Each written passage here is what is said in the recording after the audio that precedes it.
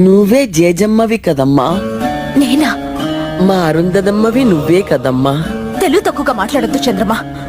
నన్ను పిచ్చిదానిగా చేయకండి. నేను జేజమ్మని కాదు కాదు కాదు. నువ్వు జేజమ్మవు కాకపోతే నీ మీద అడిగే కక్ష ఎందుకు? అదే ఎందుకు? నువ్వే జేజమ్మవి కాబట్టి. కాదు, అబద్ధం. వాడిని నాశనం చేయగలనని జేజమ్మని నమ్మితే అది ఎలాగో తనకి తెలిసే ఉంటుంది. మళ్ళీ పుట్టిన ఈ జేజమ్మకే అది తెలియాలి. జేజమ్మ చెప్పు. నేను జేజమ్మని కాదంటే వినిపించుకోరే. నా చుట్టూ ఈ కట్టు కదలేంటి? నీ చుట్టూ రగులుతున్న ఈ వినాశనం అబద్ధమా? నిజం. నిన్ను వాడు నాశనం చేస్తాననడం అబద్ధమా? నిజం. నిన్ను హింస పెట్టడానికే వాడు సమాధి బద్దలు కొట్టుకు రావడం అబద్ధమా? నిజం. నిజమే. అప్పుడు నువ్వే జేజమ్మ అన్నది కూడా నిజం. నువ్వు మళ్ళీ పుట్టావుని అల్లా సాక్షిగా నేను నమ్ముతున్నాను. అది నిజం కాదు. అవును. కానే కాదు.